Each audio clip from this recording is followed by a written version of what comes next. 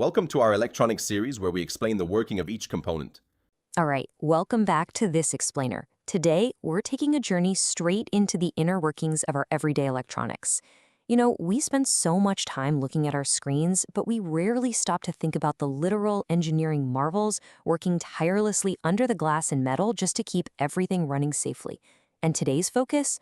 Well, it's a masterclass in elegant, efficient engineering. So here's a massive everyday problem for you. Have you ever wondered how our sensitive devices maintain a perfectly constant voltage when the electricity coming out of the wall is, quite frankly, totally unpredictable? I mean, think about your smartphone, your laptop, or even that bulky power supply sitting under your desk right now. They're highly sensitive pieces of equipment, right? And the electricity moving through those complex circuit boards isn't always smooth. You get unpredictable power fluctuations, spikes, drops, changing currents. If that raw, messy power hit your device's processors directly, they'd fry instantly. No way around it. So how do these devices survive? How exactly do they take that chaotic power and smooth it out into a stable, constant voltage? That brings us to Section 1, the secret to stable voltage, the hidden component keeping your tech safe. Section 2. What is a Zener diode? The rule breaker of electronics. Okay, so to really understand why the Zener diode is so special, we first have to look at a normal diode. In electronics, a standard diode's entire job is to block reverse current. It's a strict one-way street. You try to go the wrong way and you crash. But the Zener diode, it's fundamentally different. It's heavily doped and specially engineered to literally break that one-way rule. But, and here's the absolutely crucial part, it does it safely. It conducts current in reverse bias without destroying itself. Let that sink in for a second. It safely conducts current in reverse bias. That phrase is exactly the key to its magic. Now let's make sure we totally understand these terms, because they're pretty much the foundation of this entire explainer. Reverse bias simply refers to applying voltage in the opposite direction of the diode's normal, natural flow. But here's the thing. The Zener diode doesn't just let that reverse current flow immediately. No, it waits. It waits for a very specific, carefully engineered trigger point called the Zener voltage.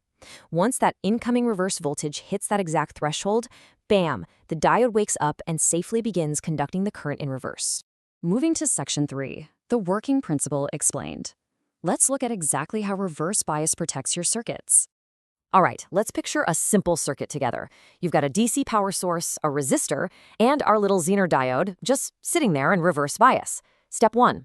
Imagine a sudden surge of power where the input voltage rapidly increases. It's threatening all those sensitive electronics further down the line. Step 2, that reverse voltage climbs and climbs until it hits our specific threshold, the Zener voltage. And step 3, this triggers what we call the Zener breakdown. Since the diode features a heavily doped p-n junction, the depletion region is actually incredibly thin, which allows electrons to literally tunnel right through. The diode actively begins conducting, taking on all that excess current.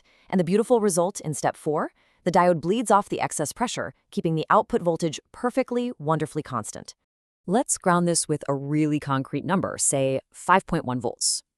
If an engineer designs a circuit board that absolutely, positively cannot handle more than 5.1 volts, they're going to place a Zener diode right in that circuit with a Zener voltage threshold of exactly 5.1 V. So if the input power is just hovering around 4 volts, the Zener diode doesn't do a thing. It just sits there happily blocking the reverse current. But the very millisecond that input voltage spikes up to 6 or 7 or even 8 volts, the diode hits that 5.1 V breakdown point, it instantly begins conducting, and it locks that output down. And that brings us to the ultimate result here. Output voltage equals constant. By conducting that extra current, the Zener diode is essentially acting as an automatic, lightning-fast shock absorber for electricity. And the coolest part? It doesn't need any complex computer chips telling it what to do. Its very physical chemistry just forces the output to remain constant, which protects the entire circuit from those deadly voltage fluctuations. Seriously, it is a remarkably elegant solution to a really chaotic problem. Section 4. Applications in modern electronics. Big roles for a small component. Because of this incredibly unique working principle, Zener diodes are practically everywhere. They're at the very heart of voltage regulation, taking wildly fluctuating power from the grid and smoothing it all out into a perfectly steady stream for your device's battery. They also provide absolutely critical overvoltage protection, acting like a shield, just absorbing the hit so your really expensive laptop processor doesn't have to. Plus, they offer a super reliable reference voltage. Since a 5.1-volt Zener diode will always trigger at exactly 5.1 volts, other components can actually use it as a trusty measuring stick to calibrate the rest of the system's operations. To quote what engineers often say, it really is a small component with a big role in modern electronics. Honestly, without the Zener diode's unique ability to reliably manage reverse bias and hold that constant output, the entire modern, delicate, miniaturized tech landscape that we rely on every single day, it literally wouldn't be possible. They are the tiny, silent guardians of our digital lives. So, the Zener diode really is the key to stable voltage. We've seen exactly how its working principle breaks standard rules and leverages a precise breakdown threshold to keep the output perfectly, beautifully flat. So here's a thought to leave you with. The next time you confidently plug your brand new, extremely expensive smartphone into a random wall outlet, ask yourself, just how many of these tiny Zener diodes are actively working in that exact millisecond to keep your device alive? Thanks for joining me for this explainer, and I'll catch you in the next. For more videos like these, follow our channel.